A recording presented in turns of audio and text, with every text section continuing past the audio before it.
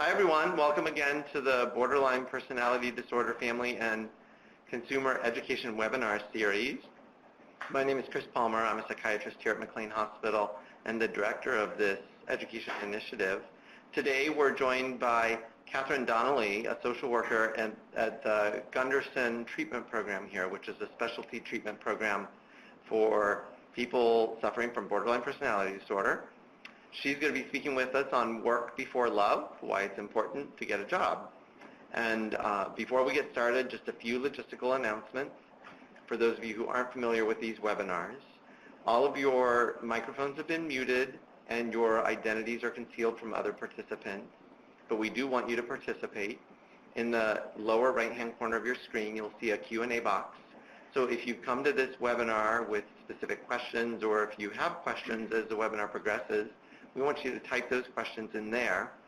If you do already have a question that you would love to have answered, you can go ahead and type it in now, and we'll put them all in queue and get through as many of them as we can at the end of the presentation. Additionally, in the lower left-hand corner of your screen, you'll see a lot of links to websites that are really helpful resources. First, you'll see the link to our series homepage, where all of the webinars are archived. So if this is your first time joining us, please visit that location and you'll see a lot of different presentations over the past couple of years.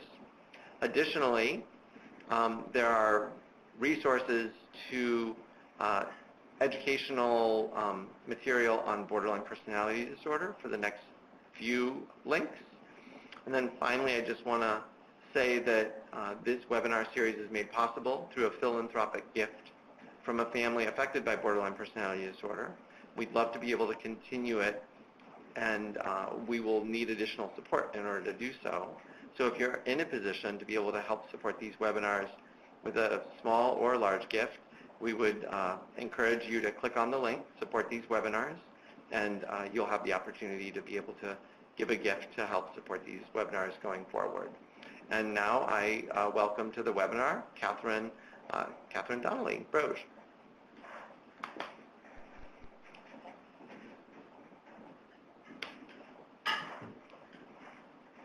Good morning, everybody. I'm really happy to be here this morning, and this is the first webinar that I've ever done, so here goes. Talking today about a topic that I'm actually really fond of and really passionate about, in fact, and sort of happened upon doing this work, I guess accidentally. I moved over from the short-term unit, one of the inpatient units at the hospital here, depression and anxiety unit, where I worked with a lot of individuals who had borderline personality disorder and who were very symptomatic. A couple of years ago, I moved over to the Gunderson outpatient program, a specialty clinic in the outpatient clinic here at the hospital, where I work with people in a case management role. And in particular, I work with people to help them find structure in their lives, and in particular, jobs. So I've become really encouraged by all of the successes that people have had in this realm, and I want to talk a little bit about, first of all, kind of some of the fears that we as treatment teams as well as families have around asking, people to get jobs or get structure especially when they're feeling or are very symptomatic with borderline personality disorder. So we'll talk a little bit about fears, kind of what gets in the way of us asking people to get jobs or structure. I'll also be drawing a lot on Dr. Zanarini's longitudinal research, where she has done really comprehensive work and studies to determine kind of how people remit and how people recover from borderline personality disorder. And some of the studies that I've referenced at the end of the slideshow will kind of illuminate the points that I'm making kind of clinically about the work that I've done with patients. Next, we'll sort of review the Gunderson outpatient program's vocational structure piece of treatment. And it's really in line, again, with Dr. Zanarini's rehabilitation model that is proposed to help individuals with borderline personality disorder achieve recovery and remission. And lastly, I'll talk about how I feel that getting a job and getting structure in one's life directly addresses each target symptom of borderline personality disorder. I think that there will be ample time for questions at the end, and so I'm eager to hear people's experiences and what has gotten hard in your family or with your loved one. So first we'll talk about kind of common fears. So why don't we, and I say we because I have been in that place actually, why don't we push for jobs with folks that have borderline personality disorder? This has been very, very common for treatment teams who are worried about escalating people's symptoms. Families countless times have told me that they're fearful that actually the stress and anxiety associated with trying to get a job or having the responsibility of working could actually make things a lot worse. So that's a very common fear, and one that certainly patients have talked to me about and family members have talked to me about, that going out there when really, really symptomatic can feel like it would actually make things a lot worse. Related, other people may feel that they shouldn't attempt to try to work or get out in the world until all symptoms have remitted. So I'm too symptomatic right now. I need to put my recovery first. I propose, both in line with Dr. Zanarini's study as well as in my own clinical practice, that getting a job and getting out in the world is actually integral to attaining recovery, and that piece actually needs to happen in line with being in treatment, or at the same time in conjunction with being in treatment. So less often, but there's still a significant portion of family members and clients and patients that I've worked with who worry that getting to work may actually impact their ability to get access to treatment, or for those who have pursued and achieved support through disability, they worry that actually working will cause them to lose their benefits. So there are some limitations actually to getting on disability. Of course, a lot of people benefit and are able to achieve recovery with the assistance of disability. However, in my practice and in some of the research that Dr. Zanarini has done, we've found that there are limitations both to how much an individual can earn being supported on disability if they go out and get another job, and there's a limit to how often they can work. So there's a cap, at least in Massachusetts, which is where I'm most familiar with, that people can only work 24 hours a week. So that limits a person's ability to, if they have gotten a job, how much they can work, how much they can earn, and it can disincentivize people to go out and work if they're supported by disability. So I can certainly answer questions about that if people have them, or other comments, but in my experience, it can become a slippery slope. So, so those are kind of the fears, but again, I would certainly welcome other experiences that people have had, or fears or concerns, or actual instances when people have had this conversation with their loved one, and if it didn't go so well, what happened. So now I'd like to kind of turn over to what the research has said. So I'll briefly review what Dr. Zanarini has done in her longitudinal research, and I think I said the references for these articles, which are really, I found really user-friendly, really concise, are referenced in the back of the slideshow, which you'll have access to afterwards. So I want to just take a minute to distinguish how she defines recovery, and remission in borderline personality disorder. So remission is what we consider a reduction of symptoms. We'll review all of the symptoms a little later in the presentation, but the reduction of symptoms such that a person is functioning at a certain level.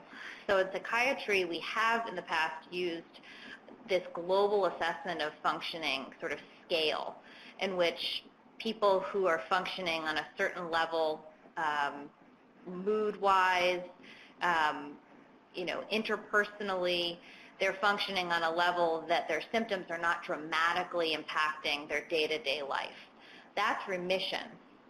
Dr. Zanarini defines recovery, and what I'm particularly interested in is recovery, which also, in addition to remission of symptoms, speaks to having one emotionally sustaining relationship, whether it's a very dear friendship, a partnership, a spouse, as well as consistent functionality in a job on a full-time basis.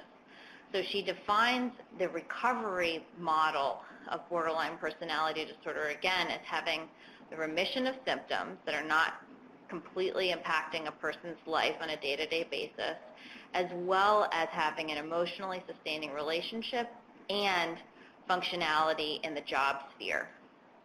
What we know, again, from this research that Dr. Zanarini has done, is that compared with comparison subjects, so in her studies, the comparison subjects are other access to clientele, so individuals who have access to disorders but not borderline personality disorder, is that people achieve recovery, people with borderline personality disorder achieve recovery at a slower pace than the comparison subjects. It's more difficult to actually attain this functional recovery than it is to have a remission of symptoms. And there's a much greater difficulty in managing consistently and confidently and sort of sustaining the remission and recovery once it's achieved. So the recovery, just to kind of, emphasize the point, the recovery for borderline patients is slower, more difficult to attain in the first place, and it's more difficult to achieve, to sustain. So with that, she has made kind of proposals as to what to do about this, because what we know from a lot of the research that she has done and Dr. John Gunderson has done is that people get better. And that's really what how we are operating in the treatment, that the remission occurs, and we really want to help more people get to recovery, which is having this life that's worth living and that is full with relationships and with purposeful work or vocation. So that's just a brief summary of what what the research says, and then she makes a recommendation. So she basically says we should implement, or more treatments really should implement, a rehabilitation model where the treatment is directly targeting the psychosocial deficits that are making it so hard for a person to not only remit but to recover from borderline personality disorder. So again, achieve relationships and achieve purposeful work and vocational functioning. So this is not only in helping individuals find work and become employable, but it also includes making friends, taking care of one's physical health, and developing interests that really sustain a person's self-esteem, sense of livelihood, and purpose. She also posits, and I can speak more to kind of my clinical experience, that having a job might also help these individuals with borderline personality disorder combat some of the feelings of worthlessness that are so entrenched in one's sense of identity, and the kind of the sense of failure that can really permeate the self-concept or sort of self-worth identity that people really, really struggle with, even after the symptoms, and the most acute symptoms have remitted. So I'll talk a little bit about the rehabilitation model that I think we've incorporated fairly successfully into the program that I work for, certainly the place that I have the most experience, but I think that it's relevant for a lot of a variety of different levels of care. So like I said at the very beginning, so the Gunderson outpatient program is located in the outpatient clinic of the hospital. And so we're an outpatient model in which clients come in for a couple of hours each day, typically Monday through Friday, but not always, and participate in a couple of psychotherapeutic groups. They are involved in individual psychotherapy, sometimes have medication management, but I want to speak most specifically about the role that I play in the program, and that is where the vocational focus comes in. So as a case manager and clinical social worker, I'm looking with people into their lives, and if there's not a lot going on in their lives, we're trying to brainstorm ways in which there can be more structure, more sense of meaning, more sense of purpose developed. Even if a person doesn't really know what they like, we encourage people to try different things on in the vocational sphere. I'll talk a little bit later about my thoughts about volunteerism versus paid work versus academics. I work with a lot of college kids, and we can kind of, I have thoughts about each of those three, so we'll talk about that in just a few minutes. But just an overview of the kind of rehabilitation model that's implemented in the program where I work is that we actually have a requirement for people to engage in the treatment that they get paid work. So they don't have to do that prior to coming into the program, but we start working together in our sessions essentially from day one to build a resume, and if a person doesn't have work experience, to draw on volunteer pursuits that they have had, hobbies, any courses that they have taken, to start to build a bit of a resume to bring out into the world. We look at jobs online, we look at various job websites, we do mock interviews, and so we actually talk about what an interview might look like. And a lot of that is an attempt to actually expose a person who may have been really, really fearful actually of getting out into the world, to reduce that fear and help them do an interview, send a job application. So it's sort of sitting alongside a person who may have a lot of fears or trepidation around getting out into the world. And again, we'll talk about how this manifests in borderline personality disorder, but the Gunderson program model is really helping people get into the world one step at a time, small steps at a time. And the type of competency and the type of confidence that comes from a person making that first phone call, submitting the first application, walking into the first store is really immense, and it's pretty amazing to see, and that really kind of fuels the next walking into the store, the next job application, and the confidence I think that comes from that really can be very healing, and can really direct a person toward recovery that we're talking about here. So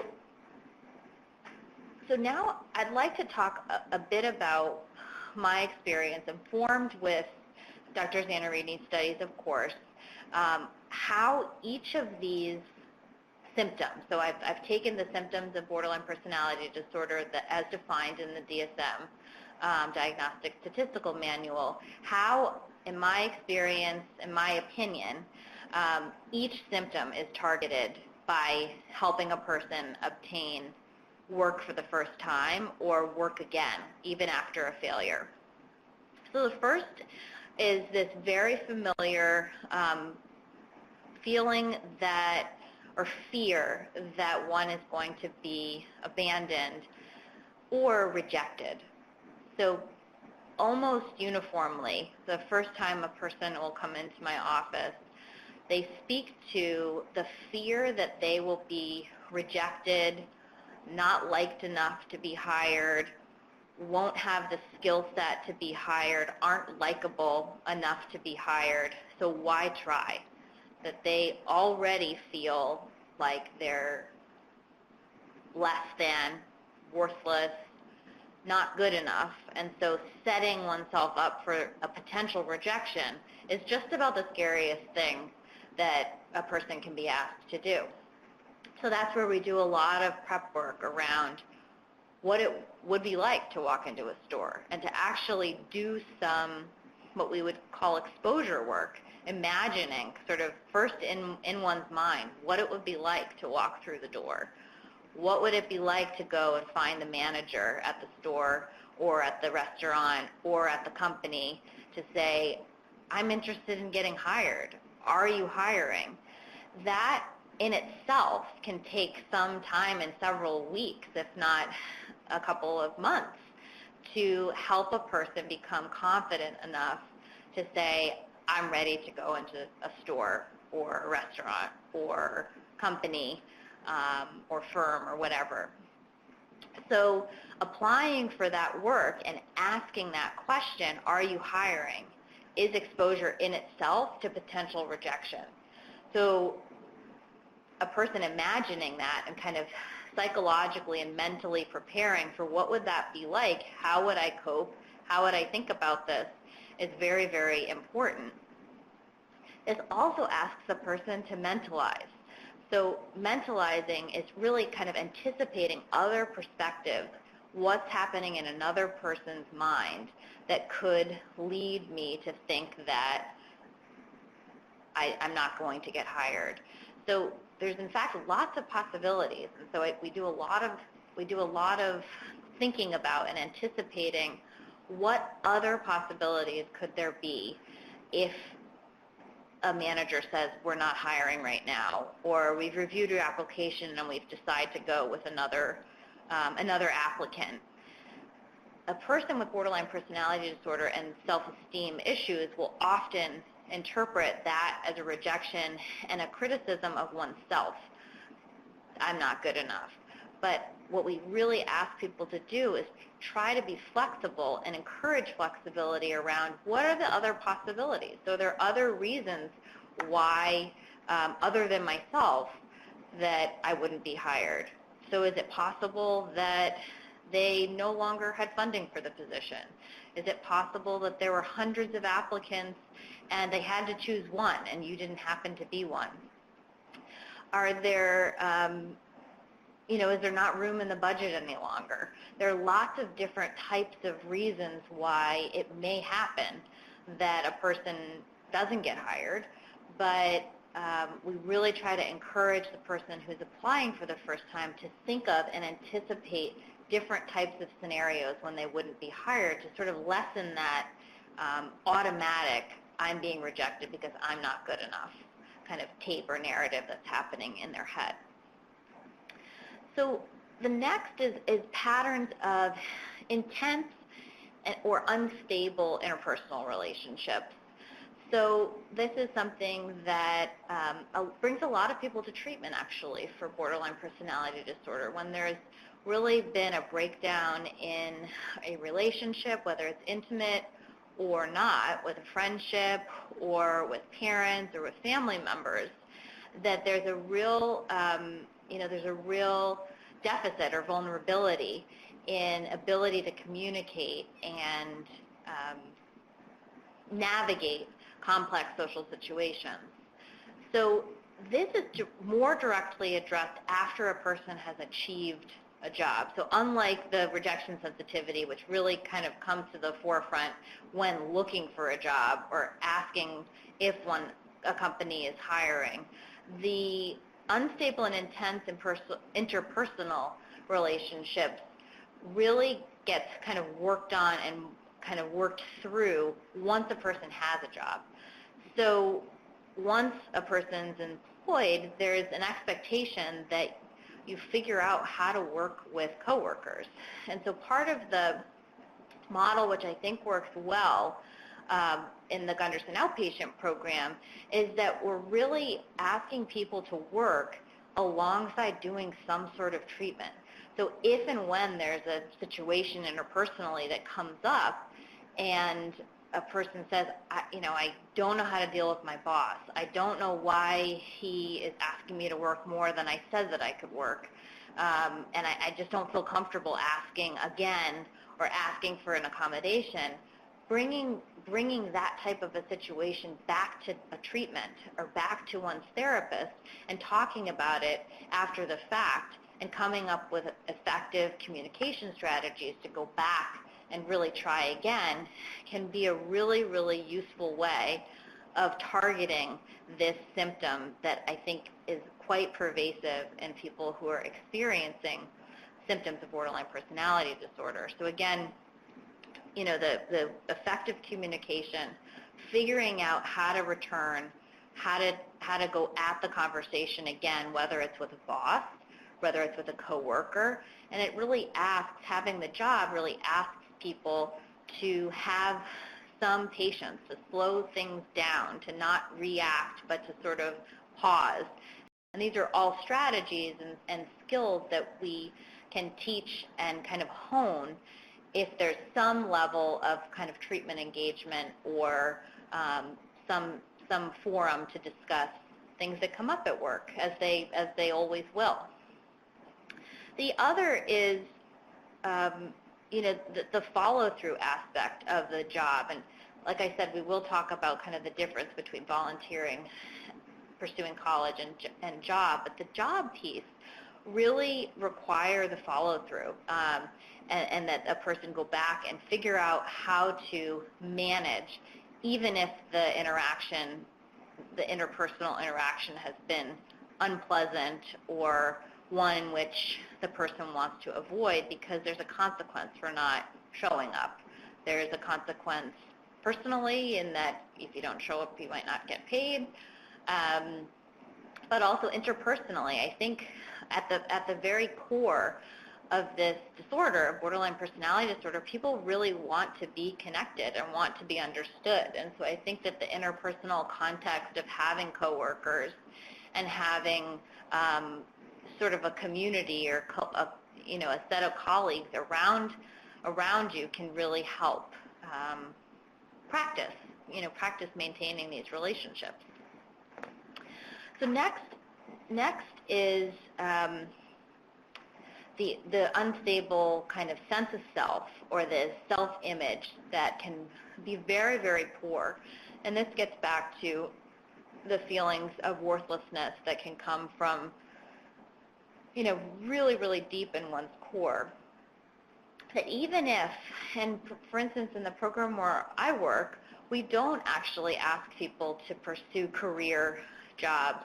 I often am working with college-age population, and so people are not quite ready to be in career jobs. But even if there isn't a career job, getting out into the world, experimenting, finding work, finding something outside of oneself can serve a tremendous sense of purpose and can really promote feelings of responsibility and accountability that can really be missing without some kind of formal structure. And this really can promote self-esteem.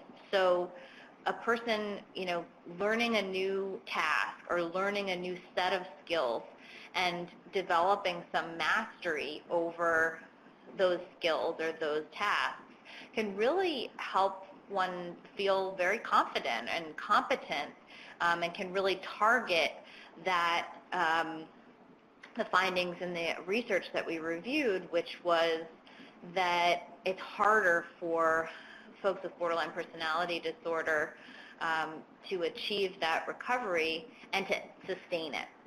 So this is exposure to new fields, and I really encourage people to, even if they have no idea what they want to do, try on lots of different things. Try on working with animals. Try on working with children. Try on food services. Try lots and lots of different things to see if anything sticks.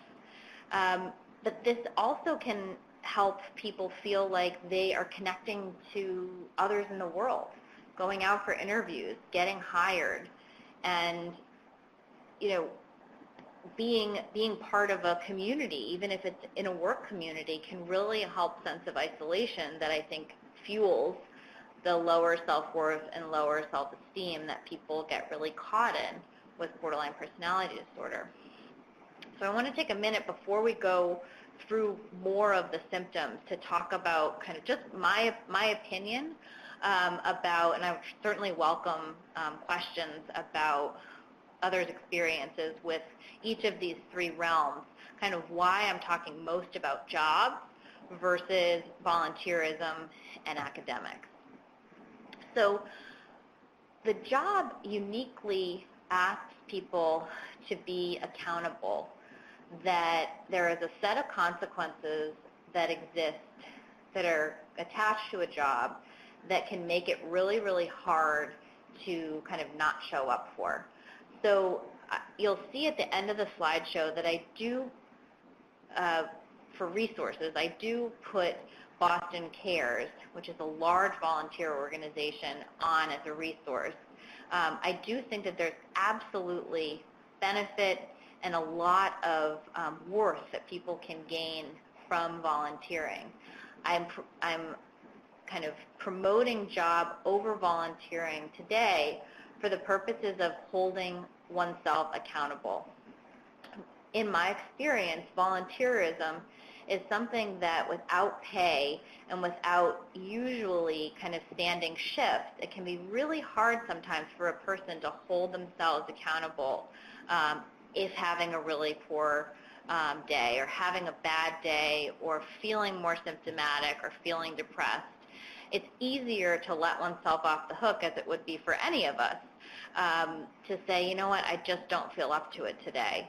Whereas a job, a person has to think a little bit harder about loss of pay, about impact on coworkers who might have to pick up the slack. And I think that there's room in people's lives for both, but I think for the purposes of this talk, I really am putting a strong kind of vote in for job for exactly these reasons. Work with a lot of people, as I said, that are in the college age and who have taken some time off from school.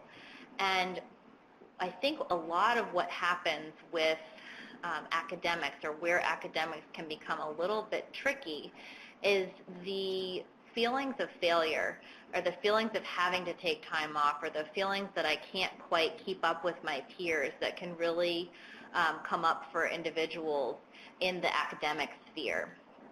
So I certainly wholeheartedly promote people returning to school, achieving a degree, getting back to school.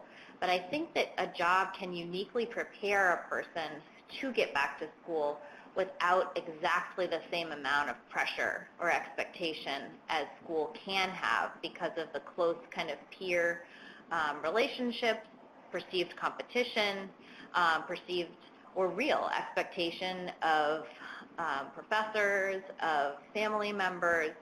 And again, that a job can really help a person slow that down, learn a set of tasks, not have the type of sort of social consequence or sense of failure that can come from returning to school or trying to take a full load, a full course load prematurely.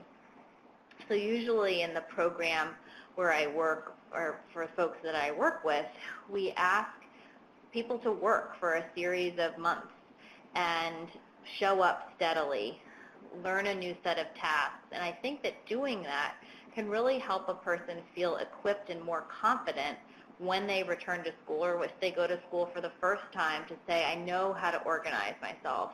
I know how to show up when and where I need to be here.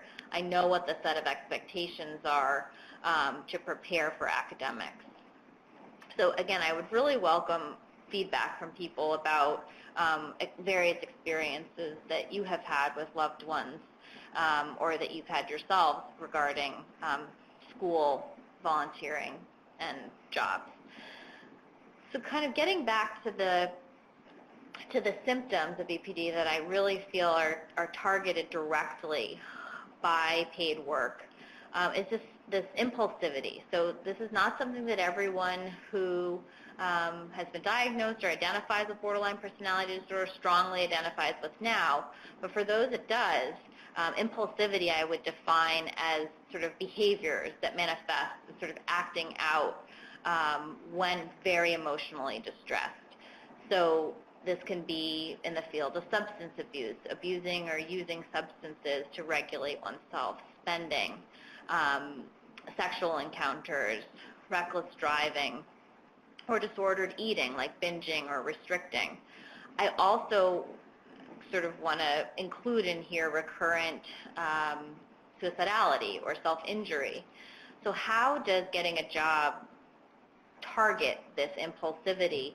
And this gets back to the unique responsibility having paid work and having shifts and having coworkers sort of expecting or relying on you for some to perform some function, that being accountable, being responsible, showing up for one's shift really requires a person to slow down, requires and really promotes mood-independent behavior. So what I mean by mood-independent behavior, doing it anyway, getting to work anyway despite having a bad day, despite having an argument with one's parent or significant other.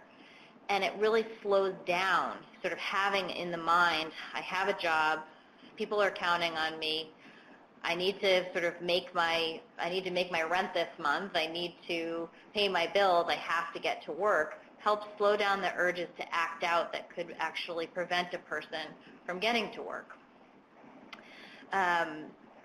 And again, sort of that there could be larger consequences than not showing up for a volunteer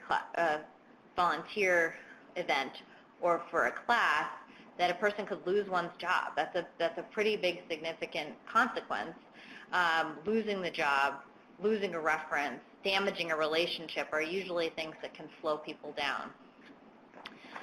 So next is affective instability. So this is sort of emotion dysregulation or getting really, really distressed, which is often contextually driven or happening situationally, and having sort of a reactivity associated with one's mood to surrounding circumstances, whether it's relationships or events that happen in one's life.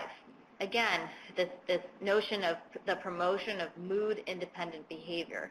So slowing down and realizing I have to be here because people are counting on me. I'm reliant on this income. I'm reliant on this job. I need to have structure in order to, stay in good standing with my parents. I need to have structure because it helps my mood. So no matter what you're feeling, the mood-independent behavior is no matter what you're feeling, you have to show up. You do it anyway. So you might feel really lousy, and in fact, a lot of times people notice that if they push through that initial, I don't want to go to work today, or I don't feel like showing up today, pushing through actually results in feeling a lot better on the other end. I'm really glad that I went because, gosh, I could have had a really awful day if I just stayed in bed. So anticipating and thinking kind of forward a little bit to say, when I've gone out, when I've done something beyond myself, when I've achieved a task, when I felt competent, I really kind of moved out of the mood that I was in, such that it's a useful feedback loop. Again, we also kind of fall back on the consequences, that if a person is solely reliant on the mood in the moment to make decisions, there can be pretty big consequences for that, like being fired or having a reprimand from one's boss, which again could be an interpersonal conversation that's even more upsetting than getting to work. And of course, loss of pay, or may lose references. There could be a damage to relationships. I think that the biggest, in my experience, the biggest kind of symptom that is targeted through paid work is this chronic feeling of emptiness. So people describe this feeling of purposelessness, not feeling like there's anything to get up for in the morning, or what's the purpose, or why bother. And I really see this radically shift around when a person is out in the world, when a person has gotten oneself up, out, and into a place where there are other people around to talk with. There's a task that enables a person to focus and kind of distract from what might be going on in the rest of their life. And it also can really promote this sense of this purpose. So whether or not this is a job that someone is aspiring to have for lifelong is less important, at least initially to me, than it is to do something outside of oneself. So to ideally to find an interest in to a degree, and sometimes people find that it's a sense of camaraderie, or a sense of being with friends, that gosh, this job is a little bit boring, but we joke around, or we have fun together. We've developed different interests that we hang out outside of work. That's one thing. Sometimes people happen upon jobs that they love. They love the task, or they love what they're doing, or who they're working with. For instance, if a person is working with children or with animals, there can be a real sense of purpose that comes from there. But also, it can help kind of direct a sense of developing one's identity. Trying on different types of roles or working in different types of fields can actually help a person determine what does matter to me, kind of what do I want in my life, what isn't so interesting to me, and okay, I tried, but I'll let that go. So I think that this sense of identity, purposeful kind of work, competency, and really confidence that comes from having a job is really is very, very significant in the clinical work that I have done and seen. So the last couple of symptoms that are addressed will be a little bit of review of what I've said, but for the purposes of really kind of making this point that I truly believe that a job promotes recovery in borderline personality disorder, is the manifestations of anger, and sometimes really intense anger that can precipitate difficulties in interpersonal relationships.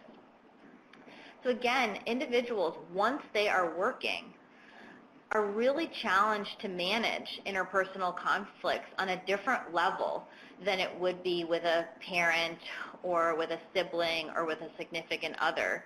In fact, there's a little bit more of a distance that a person really needs to try to take a step back, assess a situation, and manage the conflict effectively for the preservation of the job, for the preservation of the relationship or of the reference. And there's ample opportunities to practice this type of communication. Bring it back to treatment if you have a therapist, to bring it back and say, how could I do this differently? How I got really, really angry and I almost couldn't kind of tolerate being there. How can I do this better next time? Or how can I do it differently next time?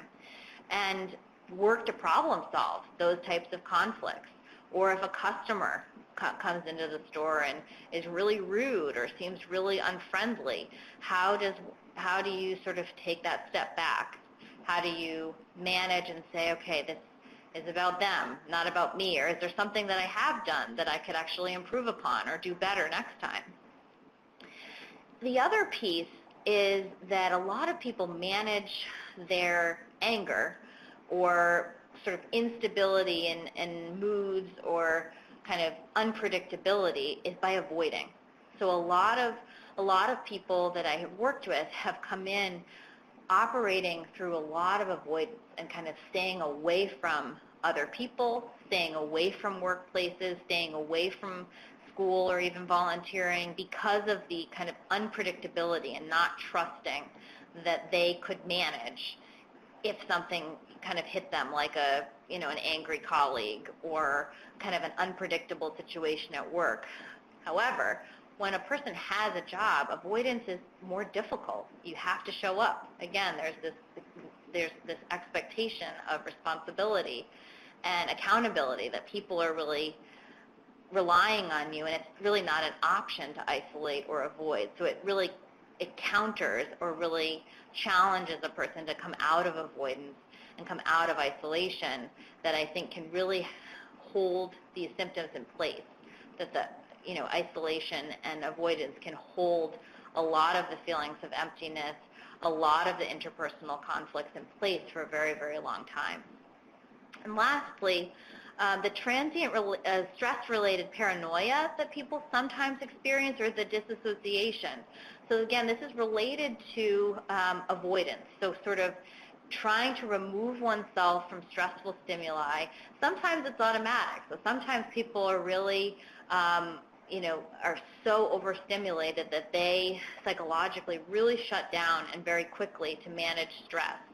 However, tasks at work can actually serve to be grounding and can serve to promote concentration on that one task rather than that which is going on in one's head. So sort of grounding a person and challenging disassociation with staying in the present moment, having to interact with clients or interact with customers, challenges the person to stay grounded.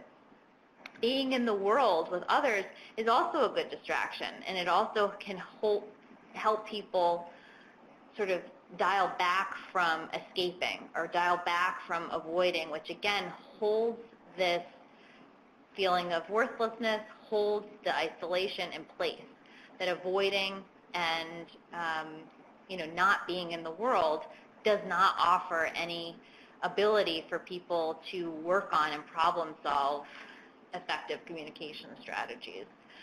So let's see. So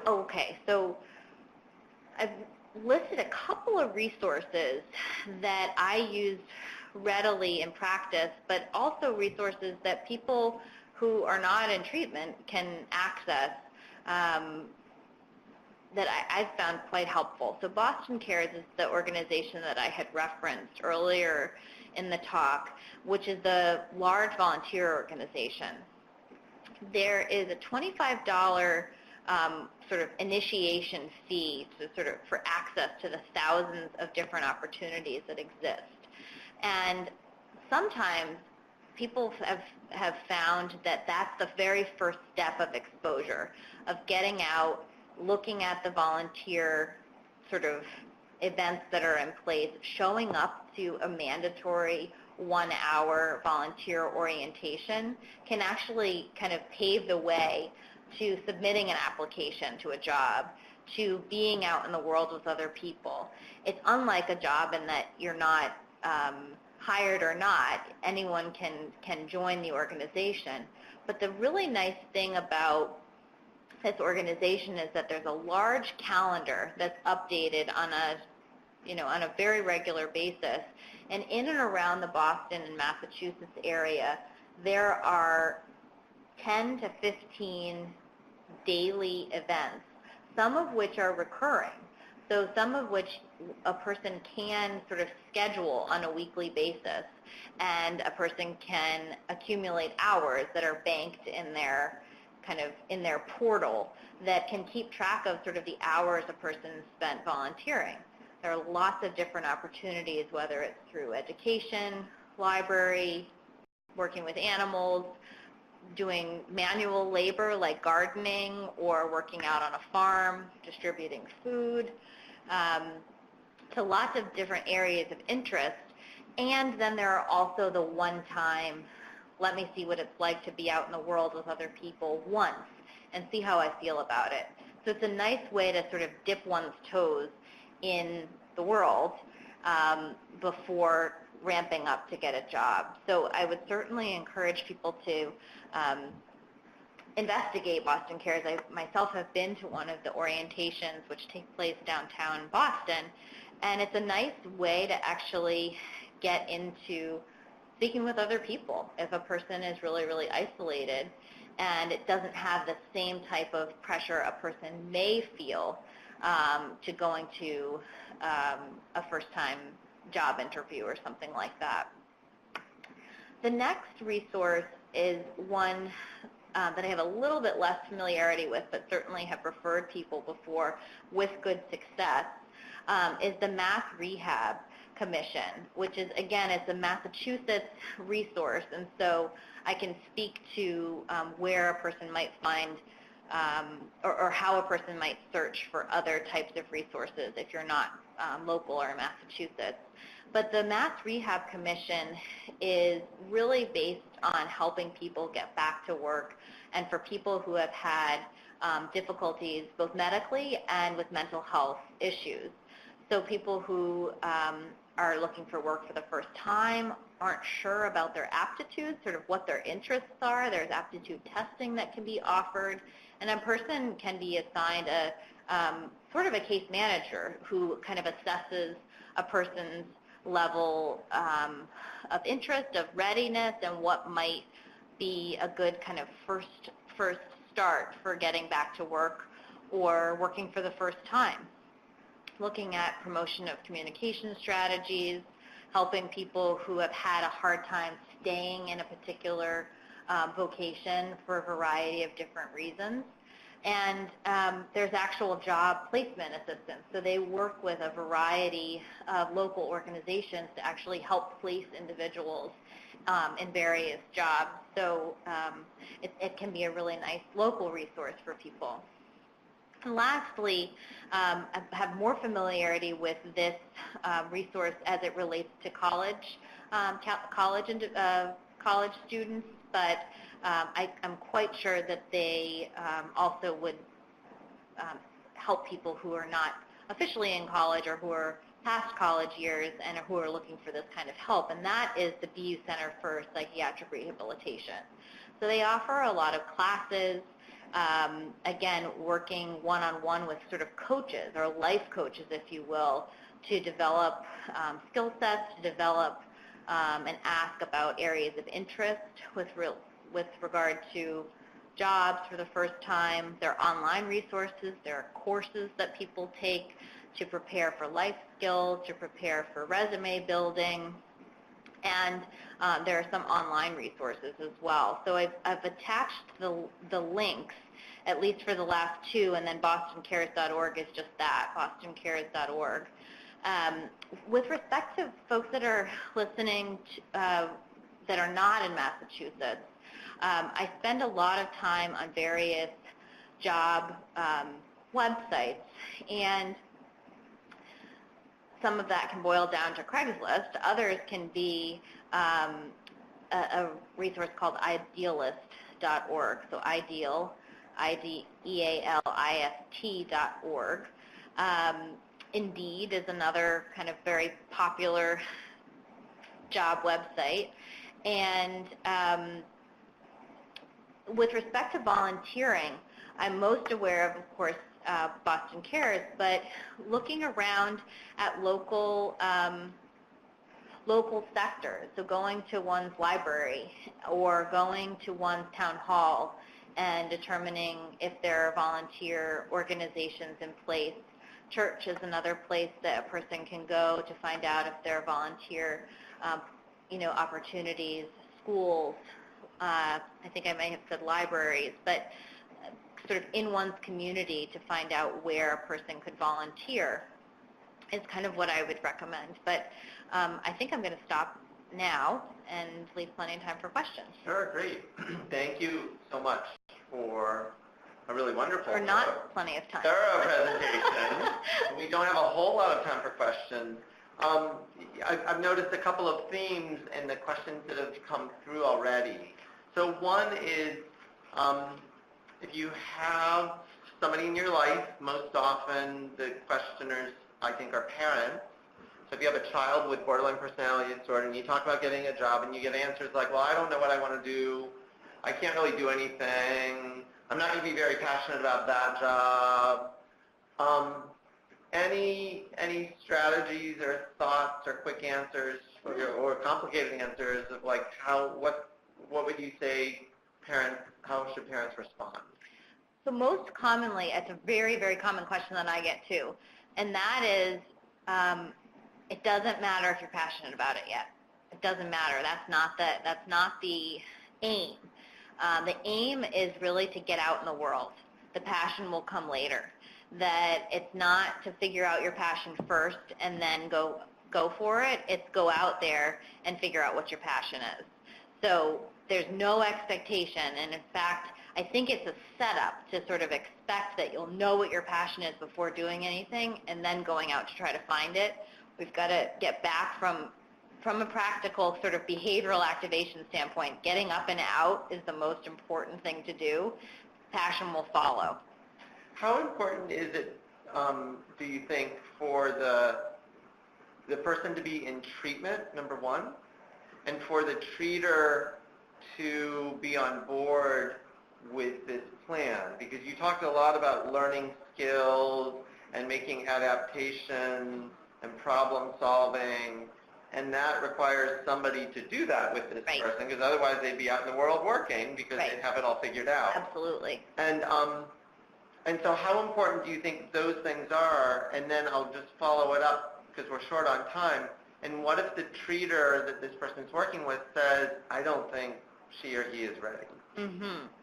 So I think it certainly helps parents' jobs to have a therapist or a treater who's on board with this model of having a foot in the world while being in treatment. And although the Gunderson program is fairly comprehensive, this doesn't need to happen in a hugely kind of comprehensive way, but seeing a therapist once a week can really give a place for problem solving these types of situations that can occur in the world. So treatment definitely helps. And I actually polled the folks that I'm working with right now in the program to say, and anticipating, Don told me to anticipate the question of, well, what if my loved one just won't work? They just won't do it. They just want me to leave them alone. What would you do? And essentially unilaterally, everyone said, get the kid or get the loved one into treatment. Get the treatment leveraged to help start working on the skills. So working on communication strategies in the treatment, and then start the work. But it really needs to have the buy-in from the treater, and so it becomes very complicated if a person's treater is saying, you know what, they're not ready, because I think we would be really hard pressed to say that a person is unless they're in the hospital, too symptomatic to go to a 2-hour volunteer. If that's the starting point, that's the starting point. That's where you've got to start and go, and it may be accompanied. It may be, maybe we'll go to the orientation of Boston Cares together. We'll do that 1 hour and see how that goes. We'll come back to the drawing board and figure out the next step of the exposure. But getting the treatment team on board, I think, or the therapist on board is really important, and if you don't have it, it's challenging. Yeah, no, I agree. And maybe if I can offer one or two thoughts, because I think this program here at McLean Hospital is somewhat novel. Most programs that address borderline personality disorder don't emphasize working so much. Right. They focus on symptom reduction with the hope that once the symptoms are reduced enough, then they'll get a job. But that can go on for years and years. And as I think you've made a really compelling case that work can actually help reduce symptoms. Yes. And work can provide a venue for that. And so the other maybe suggestion that I'll offer family members who are kind of sighing right now, saying, well, if the treater's not on board, what am I going to do? And I want to put out there that maybe the family members and or the patient have a conversation with the treater and ask them to view this webinar and get a little more information. There we go. And at least consider the possibility that work might be a laudable goal and actually a way to help reduce symptoms and to provide more comprehensive treatment. I will say just one more thing that my folks said last week when we were talking about this webinar is that almost unilaterally everyone said that it was the hardest part getting out there and working. Once they've worked, that would be the thing that has helped them the most. That the thing that has helped them the most is to be out in the world, challenging their fears and getting to work such that without that piece, they would be drowning kind of in their symptoms. And so having a purpose, getting out in the world has really been the thing that's helped them consolidate not only the skills that they're learning, but give them sort of a sense of purpose and confidence. So they said that parents, they give you authorization to draw a hard line in the sand and say you must go out and work or you must go do something because staying in bed is not an option. And they are true believers in this and have been through all of it, been through the worst of it. So great. No, I think that's wonderful. We're going to have to close there. So thank you so much for a wonderful presentation and for all of your insights. And thank you. For people who want to sign up for the next webinar, you'll see the registration link right in front of you. And until next time, thanks.